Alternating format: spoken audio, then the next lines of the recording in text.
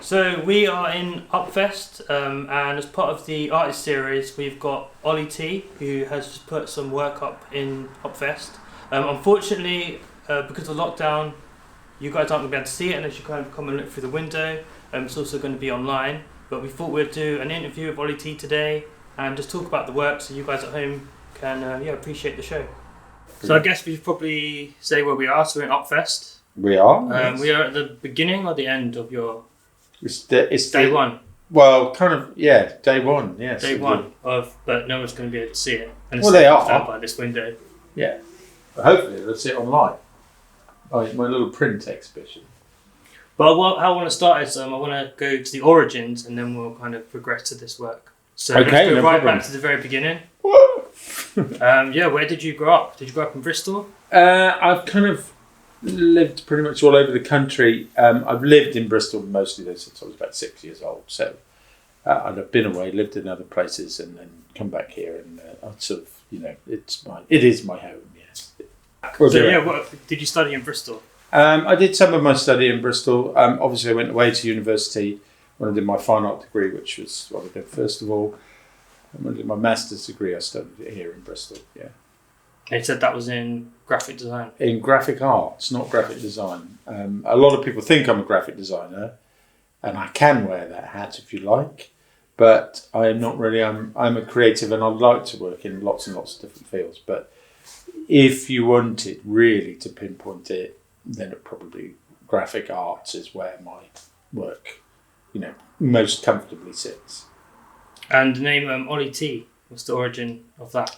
Well, my name is Oli Timmins, and it's just always been just shortened to that since I can't remember when. I know that Oli T is also in the Urban Dictionary. It's got a slang to it. Have you heard of this before? No, I haven't. So I looked this up. It's the use of a swear word, but when it's inappropriate. Really? Apparently that's the definition kind of Oli cool. T. Which I thought was why you would have named yourself Oli T, because of your recent works. So that's quite strange that there is actually a link there. No, that's really quite interesting. I know that when I sign my name, it looks like shit squiggle because of the way that the letters are formed. But I didn't know that. That's quite interesting. That's quite. You have to double check the definition, but it's something like that. It's Urban Dictionary, so cool. I don't think you can use that in a game of Scrabble. That's cool. Thank you. Do you have a favourite medium to work in? I don't really have a favourite medium to work in. I like to work. I quite often work digitally, but then end up with kind of more analog outcomes. So I'm quite happy working with laser cutting and with printing and various other things. But I also really like to paint as well. But I use other tools in order to enable me to paint, to do the hard edge kind of stuff, the big paintings that I do. So yeah, I like to play around with things and push technology and come up with things that bash together old and traditional methods and kind of new and digital methods. Anything's good. Anything's good. A paintbrush and a bit of yellow paint, and I'm happy. Awesome Lego. Awesome Lego. Lego would be good. Yeah, that's fine. Do you have any other passions aside from painting or creative outlets like graphic arts? Well, do I have any? Well, I love riding bikes. I like the freedom of all of that stuff. I do like drinking beer, which is always good, I think, for an artist. And then you go help, like hand in hand. They often do, yes. And I'm a really big fan of looking. Because looking is great, and a lot of people forget. Like people watching or just looking in general? Just looking at stuff and observing and being an expert noticer. That'll be on the tube thing. Yeah, it's one of the things that I tell my students that I'm going to make them as expert noticers. I suspect that I'm already one, so I want to make them that. But I think a lot of what I do and a lot of the work comes from actually observation and kind of deconstructing things that I see around me and the world as it is, and the interventions of especially of typography, which I'm sure we'll talk about in a little bit. Yeah, for sure. Do you have any like big influences? Like, is there any artists that are on your radar, or people that you look up to, the kind of influence the style that you work in at the moment? That's a really difficult question. I have a lot of artists that I kind of take little bits from, and that's part of the sort of noticing thing that I talk about. It's very difficult to pinpoint any individuals or any or any particular styles. I am influenced by people, and a lot of them, but it would be difficult to pinpoint one or two. Fair enough. I've asked this question to people before, and because of Instagram, you follow like a lot of people, but you can't always remember everyone's names. It's just a whole host of influence, but you don't actually.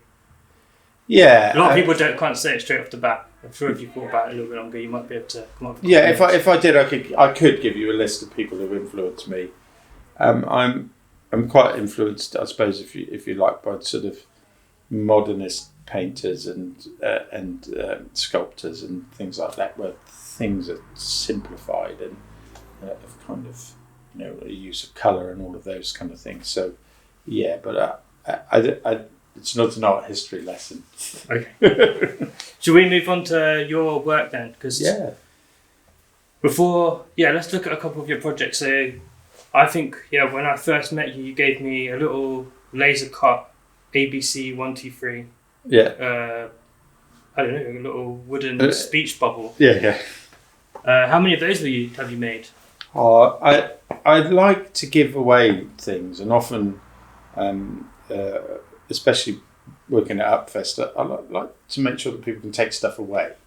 I just discovered these just some really nice ways of laser cutting just card little things, versions of my artwork, because they were kind of generated on the computer and then turned into stencils or hand cut or various other things. But I found some really interesting ways of doing them, just cutting them out, and I really like the kind of gift culture thing in terms of being able to just give something to somebody that they might pin on their notice board, and every time they look at it, it says good times, or it says we are family, or it says, a lot of my things come from song lyrics, but it might remind them of a moment, and remind them of something they've seen, and whether or not they've taken pleasure from that, or I'd like to maybe be able to make happy memories for people, and giving people things is often a really good way of generating that kind of feeling in people. Have you got your hands on the laser card? How do you make this? I teach, so I can use a bit of downtime at college, and I have also sent things out to bureaus and things like that. But I like to kind of experiment with that kind of technology. So I recently bought a 3D printer, so I've been making some 3D printed versions of those little things that I give away as well. So yeah. I said earlier I saw the ring that you've made. It's probably a test, but is there more jewellery to come? There might be, yes. It's something that I'm definitely interested in developing. And as I said, what I quite like is the way that we can use new technology and old processes and things and bash them together to make even more interesting things happen with them. So probably, yes, there will be more of that kind of stuff. To watch the space. Yes, that would be quite cool. Another project, I guess, was the Bristol drippy font. Oh, yeah. I've seen so many people wearing that T-shirt.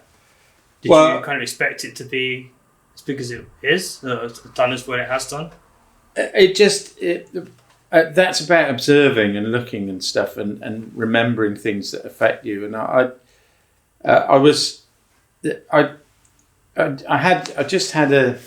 driving to work one day, and I was thinking about the Bristol scroll that a lot of people have used, and how much that influences people, and how much it's used to represent the city. And I was just I kind of was driving to work and I just went, what can I do to it? What will just make it that little bit more current? And I just thought, right, well, why don't I just add some drips to it? And then it takes it from that old thing, but because I can add drips to it digitally or however I might want to do it, what I'm doing is I'm using that traditional kind of logo that describes Bristol and resonates with people who have been on remember it as the bus logo or the car logo or part of the plane, the aeronautical engineering stuff, but just be able to bash them together. And it just seemed to be, at that moment, it was the right thing to have that bit of sort of anachronistic kind of historical thing, but with that little addition of that sort of modern or that kind of current addition in terms of the idea of sort of graffiti and street art and all of those kind of things. It was a moment of clarity that just went ping. I'll do that to it, and then I did it, and it just worked so well. And it's available as prints and t-shirts and sweatshirts, and it just seems to just roll on and on and on because it just looks nice. That's what I think it picked up traction as well because obviously Bristol community. So yeah, I think you're lucky and you're clever to have done that one. Or maybe. So yeah, you also paint some murals. Yes. You did quite a big one at Upfest a couple of years ago. Yeah, we painted a big one in the school, which is the ABC Easiest 1 2 3 to the Jackson song. It's in the school playground. It's actually still there, and a lot of my work in those situations is about that, making somebody have a kind of different response to it. So actually what it tends to make people do is sing it in their head. So what happens is with that, I think, is that it then makes a different kind of link between the work as a viewer than it does of just passively looking at something. You become active as part of it. There's something about them that makes you kind of join in your head, and hopefully the way that works is that gives people pleasure, brings back memories of dancing, all of those kind of things, puts you in a different place. So those have been the more recent kind of mural pieces. I really enjoy painting. Really enjoy painting. I've seen a few smaller works as well that you've been doing, or have done.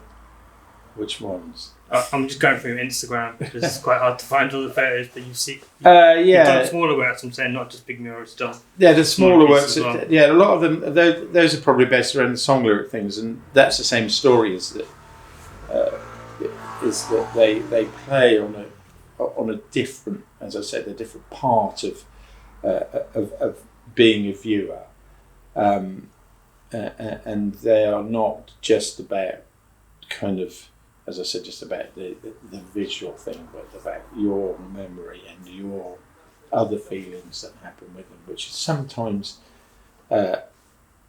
when you view art, you're often very passive. And maybe it's a part of that thing where I want more than the work to be apparent so that something else happens.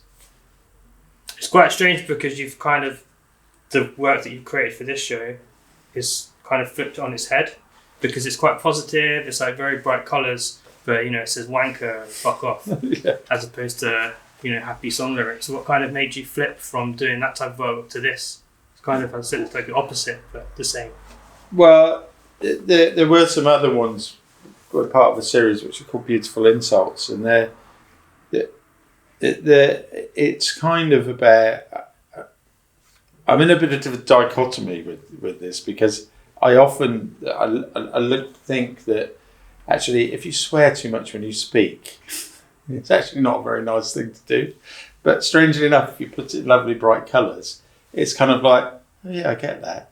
And it's like that sort of bit cheeky, bit that kind of. But sometimes you do have to just say, what comes into your head, and proclaim words like that. It's good for you in a way sometimes to do that. But if you can look at it and it happens inside, then maybe it does the same kind of thing. Maybe it just goes, oh yeah, I resonate with that. I get that.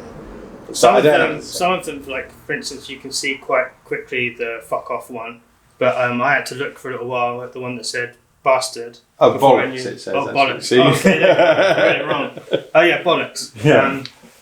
And then you kind of have that moment where you're looking at it, and then it kind of clicks, but you have to take a little while for it to process. So that could be on like your nan's wall or something, quite nice and that's innocent. you've exactly got the point.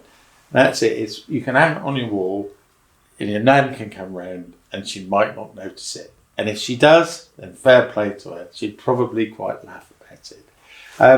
I think some of them obviously are quicker to see, and other people see them quicker in different circumstances, so other people might see them more quickly.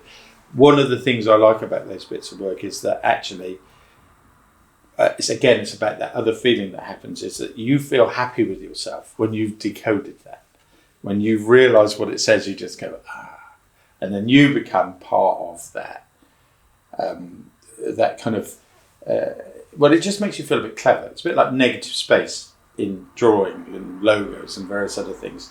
Something that happens when you suddenly notice the arrow and the FedEx logo and all those things, you go, actually, no, that's clever. I know it, and I'm part of that club, which is quite a nice thing, because you're becoming, it's about that being visually aware as well, that I'm trying to get people to kind of investigate by looking at things. It makes you look longer as well. So we're coming back to the expert noticer thing here as well. So, how many pieces do you have in that series of the type ones? The needed abstract as well. Well, in this lot, there are 3. There are some other ones that I did previously, but they take a little bit of time tweaking around and moving them about. I could probably keep going for a while until I run out of swear words. Then I have to move on to ones in different languages, which then might please other people for different ways. So, but in this show, there are just 3 of those. So, what about the abstract work? Did the letter pieces come first and then abstract? Do you mean these ones? Or am I complete? Are they not abstract? Well, they are abstract. There are 3 in this series here, and those ones are called the A-holes. And what they are is they're what's called the counter. So they're the inside shapes of the letter A. Okay, nice. So they are, they're sort of abstract collages of the shape, and then I've just intersected them and used the colour palette that I often use. But it's a typographer's joke. So those counters are called the A-holes, and that's where it just comes from. But those are all part of different typefaces, the inside shapes of the letter A. So this went totally over my head the first time then. Well, so more letters, not abstract, more letter pieces. Well, they're based on typographic influence. So yes, they are kind of abstracted compositions from. That's why I say they're like playing with Lego a bit, because I have a bunch of shapes, and then I slot them together in different ways, and then generate different colours and different things, and make things that are maybe pleasing to the eye, but the underlying kind of joke that's in there is something. Again, I really like humour in my work as well. So yeah, that's what they are. And what about the third piece? Third set? This set here, they're just large abstracted bits of typefaces. They come from punctuation, and they're an investigation of sections of typography, and they're just supposed to look nice. There's no jokes in those ones, and there's no rudeness. And there might be. It depends how you read into them, but they're sort of more. So the 3 stages. So Nan was really angry with that one. Got the a-holes. Yeah. That was too much. Then you've got this third. Yeah, this is like if you really don't need swearing, if you like the colours. Yeah, that's those. Yeah. Can you tell me about the process of how you'd make these? Are these on the computer? They start by sketches. What's the process of going from design to final print? I've been using a computer for so long. I first bought my first Mac. I bought in about 1986. I've been using one for so long that I just draw with the computer. It's just another tool to me. I do draw, but what I tend to do with these things is I'll print out things a lot and look at the printouts rather than just looking at the screen, so that I've got a visual reference that isn't just purely digital. And then I might cut them out and I might move them around, or I might then go back to the computer and move them around in response to things that I'm looking at. But sometimes I draw quite a lot, and sometimes I don't need to draw, because they're just the computer to me is exactly the same as a pencil. And I think that often when people try to draw with the computer, it's actually a bit more difficult than you think that it is, and it takes you more time. It's a bit quicker to draw. But are you using like a graphics tablet there? No, I use a mouse. Well, I also use an iPad Pro with a pencil as well. But I use all kinds of things, and I also use some drawing tablet devices, which are not quite just drawing tablets, but I think it's kind of based around a mixture of kind of visual investigation and knowledge of software that allows me to translate those ideas into things that I want to make. And an understanding of the process and the technology is something that is really important with what I do. And whether that be paint, or whether that be digital, or whether it be a pencil or a photograph, or Have you got like a lot of this archived? Have you got this on various hard drives saved? Probably. I'm sometimes as well with digital prints and things. I'm not that bothered about necessarily saving them, because actually, if they're a print, then they can disappear digitally if I don't want them anymore. Sometimes I clear out and throw stuff away that I don't want. But sometimes I keep stuff. But I keep a lot of stuff up here. There's a lot in my memory. Should we talk about the lecture step pieces? We can, yeah. Do you want to go and move over that? So we're moving over from the less Instagram-friendly shape of the square onto these longer pieces. Do you want to just explain what they are? For those of us who might remember a bit of letter set and dry transfer lettering, they're sheets of type used to come on a plastic piece of type that you would rub down onto a piece of paper in order to make words that were, proper typefaces. This is way before computers, and they're just something I've been thinking about working with for quite a while, because I quite like the way that it's like it's a sort of memory of the people who chose which letters were not there, and the map of how they did things, and the deterioration of the image that happens on some of them. It's a kind of little historical document. These were actually, Paul, who works at the gallery here, these were his dad's letter set sheets, and I've been looking for some for a while, and I quite like the way that I knew the person in effect who had used them, or I knew what their lineage was. How many did he give you? I don't think he gave them to me. I think I got given back to him.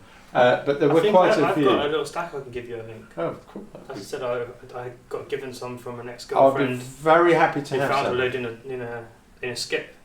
Cool. So I'll be happy to have some. right But away. I don't know. He gave me a stack of them, and I just selected some of the ones that I really liked.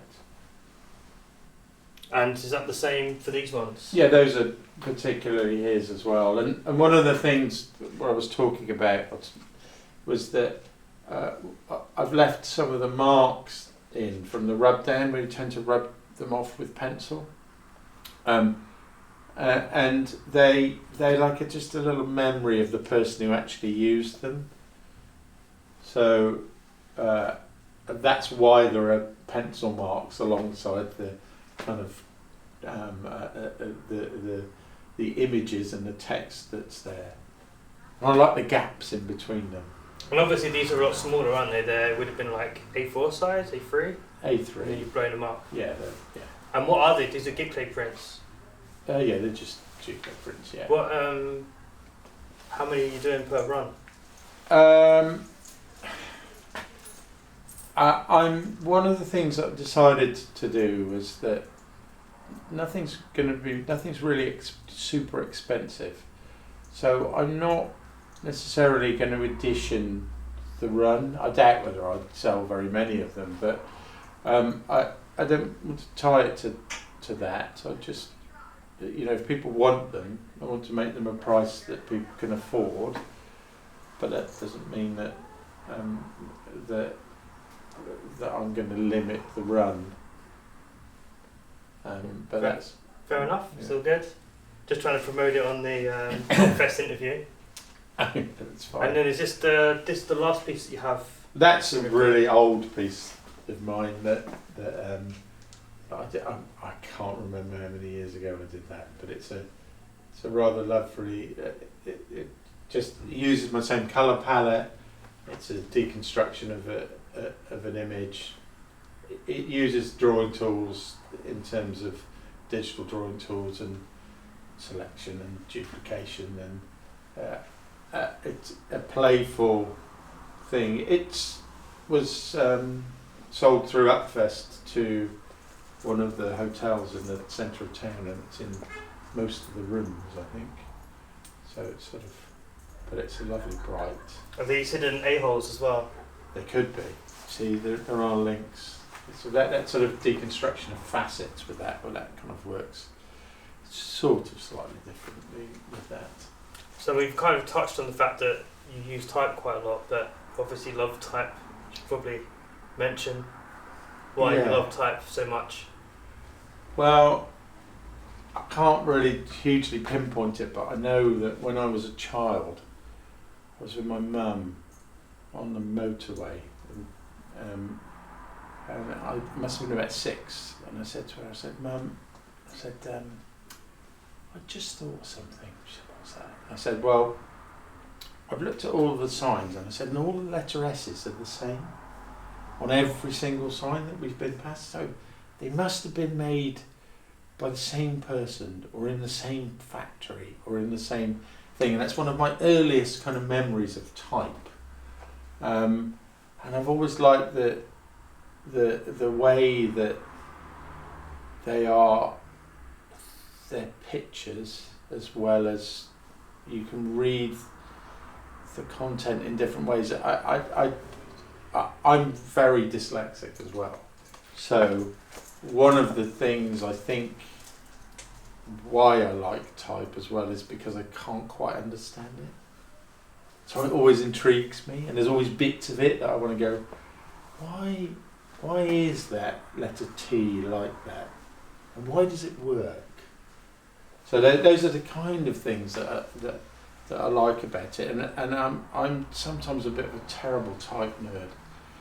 Or a bit, sometimes you could, It's going to be a bit of a lame question, and if you've got some top 5 font. Top 5 fonts.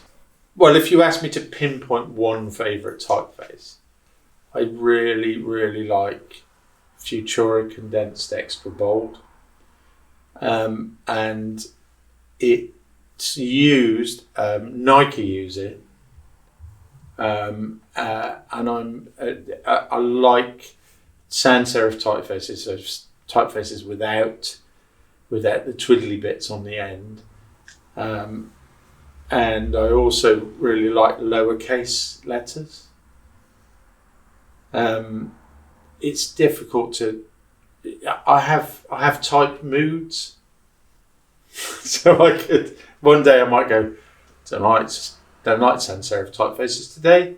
Today I like Bodoni. Today I like Helvetica.